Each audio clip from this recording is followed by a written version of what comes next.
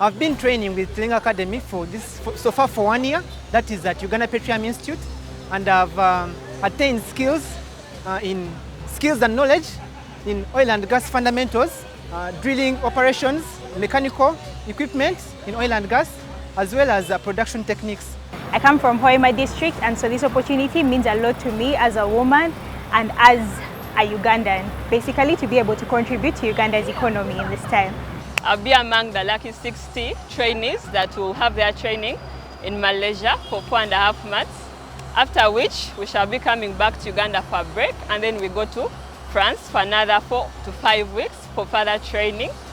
I am so excited and I'm so grateful to God that I got this opportunity, and I'm so grateful to Total Energies for this opportunity. I aspire to be one of the lead operators in the oil and gas industry at the Central Processing Facility in Bulisa. And thank you to the sponsor, thank you to the government of Uganda. We are happy and we are very motivated to go and achieve success at INSTEP.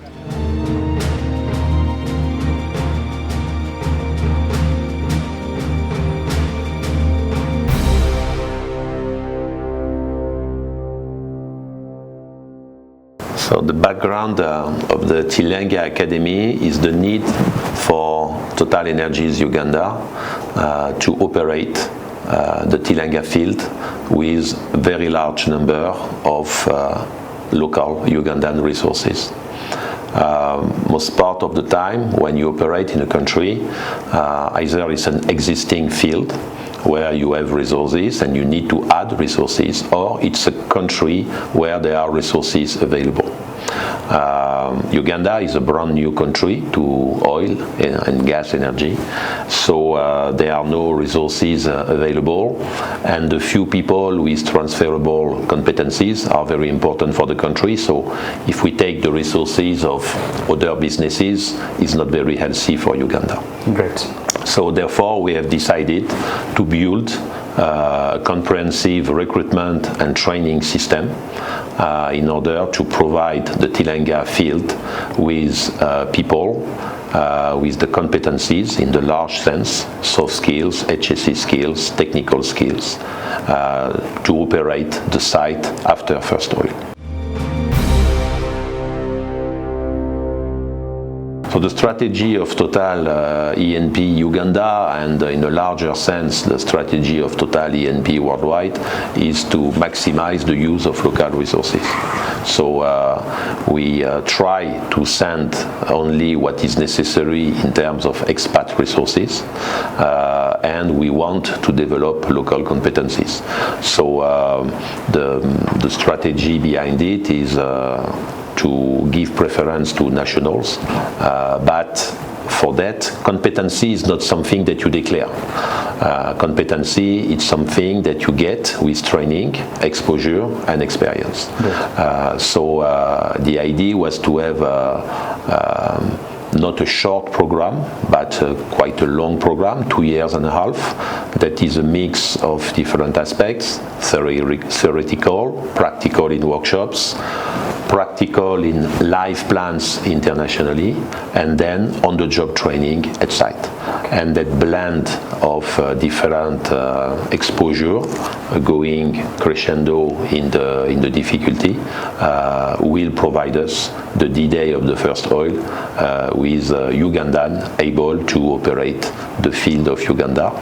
And it's not only that, it's that we will start with a large number of Ugandan rather than to start with expat. But the idea is to continue to develop these people afterwards, so that after acquiring experience and more competencies, they shall replace existing expat, and they will themselves be replaced by Ugandans. Okay. So that will take years, and it's not something that will happen in 6 months, but that's the plan and that's the strategy also, not only to develop resources that will take a job the D-Day, but also that will have the capability to develop additional competencies to jump the curve and become the future middle management and then management of the company in country.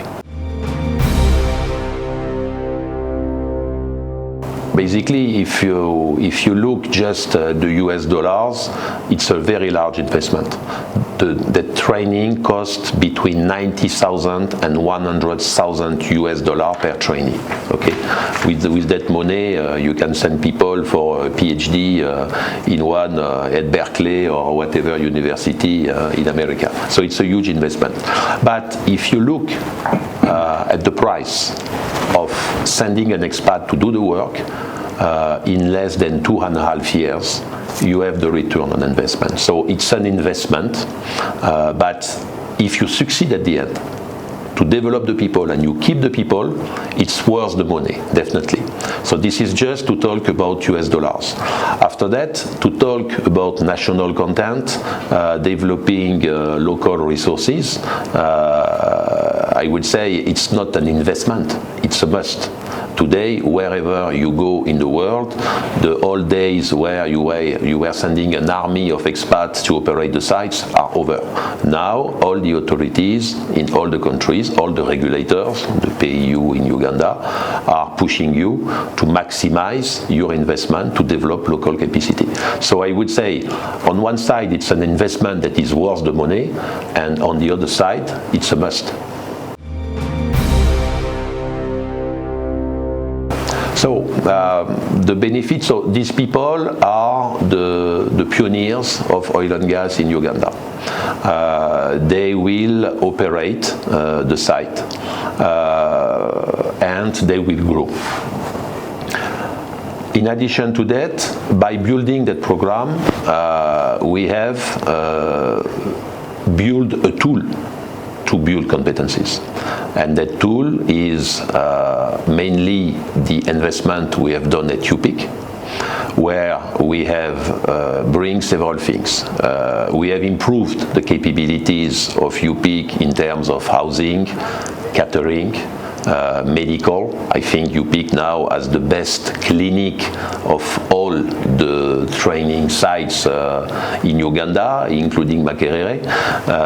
UPIC has also benefited from all the equipment that Total Energies Uganda has purchased and implemented in the place. By the way, I'm also managing ECOP Academy, and we have also bring some equipment through ECOP. So the workshops were good, but there were some equipments that was missing. So these equipment now have been purchased and implemented.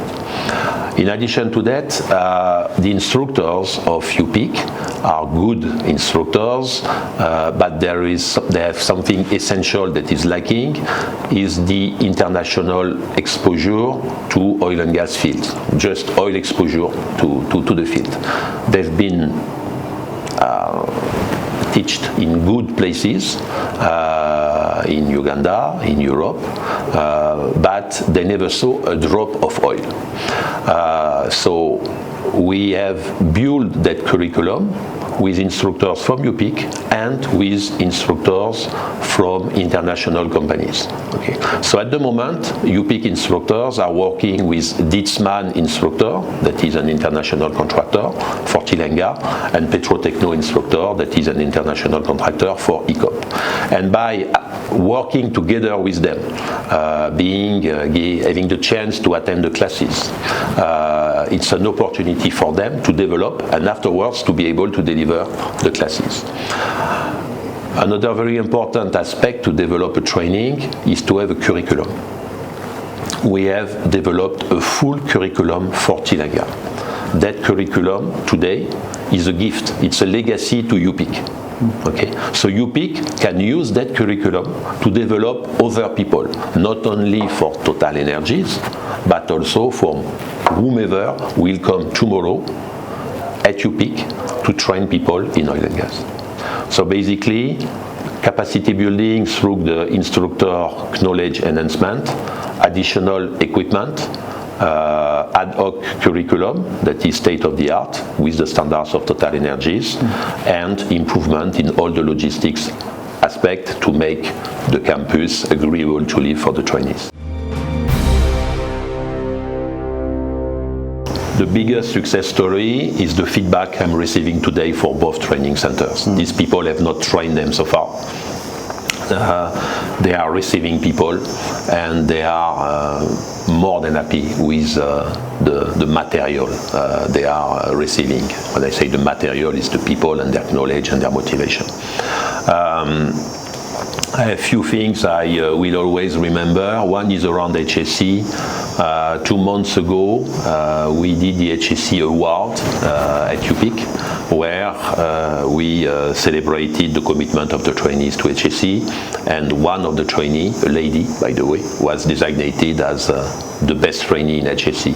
And the remarkable thing she did was that she stopped an instructor from UPIC that was going to make a mistake.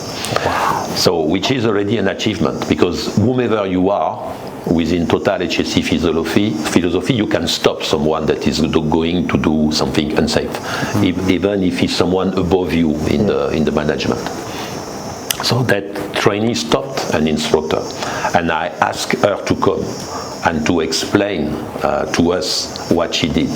And the way she explained it, it was so clear, but also I realized she had understood all the HSE spirit we were trying to give to the trainees. Frankly, I was almost crying listening to her. It was because you train people, you do a lot of people. When you see the outcome, and here again, not only on the technical but on the mindset, it's really something rewarding. I can also mention. A month ago, the trainees started for that international exposure at INSTEP and Takatouf. For almost all of them, when I say almost all of them, is 98 among 100. It was the first time they took the plane. And they were so excited, but it's not the end of the story. It was the first time they saw the sea, because in Oman and in Malaysia there is the sea. And in Malaysia, I brought them to the sea. I went with them to the sea to explain them that it's very nice, it's fascinating, but it can be dangerous. And I will always remember that image of all these young people in front of the sea, looking at it, fascinated, attracted, but a bit careful, and suddenly one of the lady removed everything and went to the water. She didn't know how to swim, but she was playing with the waves. And then all the boys said, "Oh, there is a girl going, we have to go." And they all went and jumping and I could not stop them. I said, "It's almost night, we have to go back to the training center," but they were enjoying that much. And I said to all of them, "Do you like it?" Yeah. And the answer was, "Yes, but it's very salty." Oh.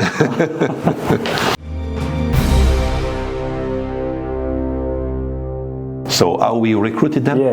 So to recruit them, it was an innovation, by the way, and I got the innovation prize in Total Energies for that HR project, which is something quite astonishing. If tomorrow Total Energies Uganda put an advert on the media and says Total Energies want to recruit 200 people, we will receive thousands and thousands and thousands of applications that we won't be able to manage properly, most probably. And at the end, you will create a lot of frustration to the people that will not be selected. So what we did is a MOOC, massive open online course on internet, around mathematics, chemistry, oil and gas, get to know about Total Energies, get to know about Tilenga, get to know about HSE, get to know about the life at site. And basically, it was a 9 modules program, one module every 2 weeks.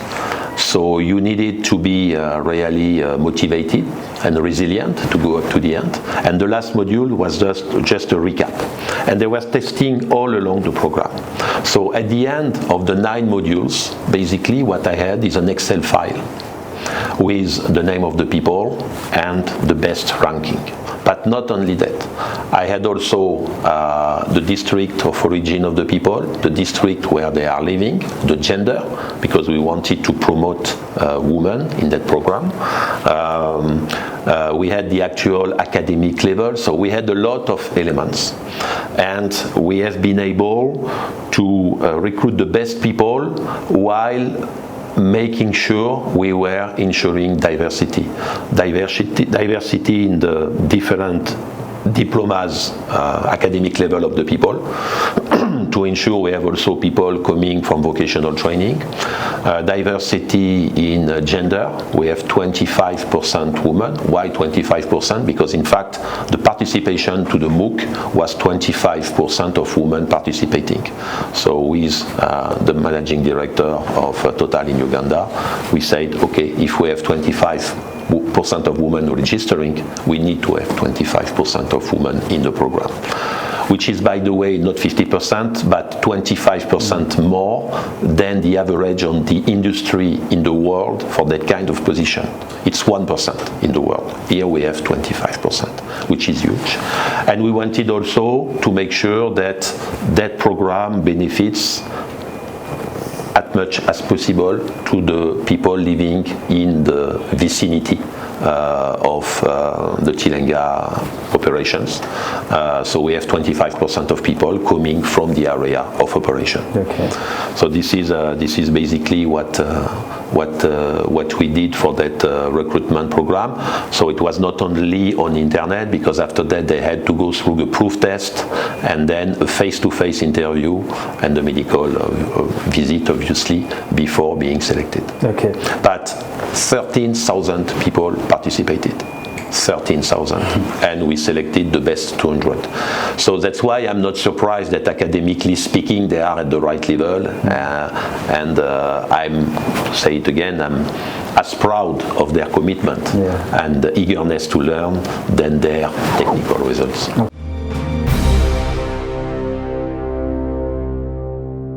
So at the end of the current stage, they will go for on-the-job training. At the end of the on-the-job training, they will pass a kind of exam, not with me, but with the people that are going to be their boss. The people from Total Energies that is going to work with them every day. So basically the people from field operation, there will be a panel jury, and they will have to make a presentation. They will be asked questions, and they will have to demonstrate their capabilities. Obviously, they will reach that point only at the moment they are ready. So they all have a competency matrix to fulfill, where they are able to do all the tasks on an independent and autonomous way. But in the end, they will go in front of the panel jury. If the panel jury says, you are ready, I give you a toolbox and you can go to the site, they will go to the site and they will work through with Total Energies, through Blitzman for most of them, because this is the model, and the one who will jump the curve in the future will become Total staff. Some of them will be staff from day one, but it depends on the trade. They are currently paid with an apprenticeship contract, so we pay for everything, basically, catering, accommodation, transportation, equipment, coveralls, and so on. And once they have joined the site, they will have the salaries, the standard salaries for this kind of positions in the oil and gas industry, linked to the market in the country.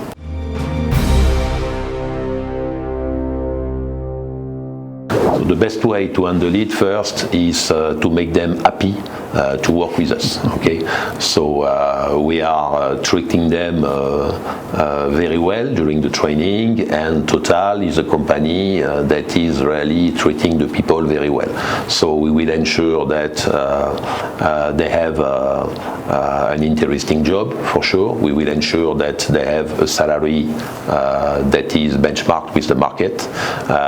We will ensure that they have the way to develop and to progress. I think that if these elements are in place, not many people will leave.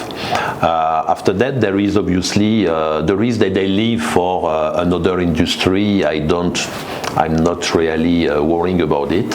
What can happen is that you can have people who wants to leave for another oil and gas project in country, where another company will take advantage of the training we've been delivered to these people. So we have to protect us against it and protect the Ugandan nation against it. So they have basically, after first oil, they have the obligation to stay with us for 3 years. So up to 3 years after first oil, they are not entitled to leave. If it happens, they, and rather the company that will poach them, will have to pay the amount of money that has costed the training. Same thing if someone decides to leave Uganda to work in Qatar, Saudi Arabia, United Arab Emirates for a better salary. It's a loss for us, but it's mainly a loss for Uganda. We don't want the competencies that we have developed to benefit another country than Uganda. So we protect ourselves the same way with the same contract, which does not mean it's 3 years, so it's not for life, but at least. And what I think is that after working with us for 3 years, very few people will leave, because I must admit, I'm with Total since 35 years, so I'm a very good example of why you stay with Total. Yeah. So, Tilanga Academy, in its actual form, will not live forever. The purpose of Tilanga Academy is to deliver the 200 operators and technicians that will operate the site. So I will say that the job will be done for the Tilanga Academy. After that, what I hope is that the spirit and the legacy of the Tilanga Academy will stay. We've been working with UPIC for 2 years. UPIC get the chance to develop competencies. So I hope that what I mentioned before, the additional equipment, the enhancement of the competencies of the instructors, the improvement of the facilities, the curriculum will support UPIC in continuing the spirit of the Tilanga Academy. Total Energies will have to train the people that will leave or will be promoted. So not a lot of people every year, and you don't run that program for 10 or 15 people. You can run it for 200, but not for 10 or 15. Plus, we will have the site with competent people. So most of the training will be OGT. With what we have developed, UPIC has to use that legacy and develop new markets in country, because there is not, when you are talking about competencies in electrical, in instrumentation, in mechanical, it's not only for oil and gas. Sugar refinery needs these competencies. Power energy needs these competencies. So UPIC can become not only the Ugandan Petroleum Institute, but the Ugandan Industrial Technical Institute, whatever. But there is a legacy that can be used. After that, there are not so many training centers in Africa. There are some West Africa, where the oil and gas history is more than 50 years old now, but East Africa, there is not that much. That after that, it's up to UPIC to sell his capabilities on the international market, and Tanzania, Kenya, Mozambique, Rwanda, I don't know whom other countries, but there is an international model. Today I'm sending my trainees to Oman and Malaysia. Why not having for something very specific that UPIC cannot provide? But why not in the future having these other African countries, or even outside of Africa, bringing their trainees to UPIC to benefit from what UPIC is able to deliver in terms of training at a good price, and for Africans staying in Africa.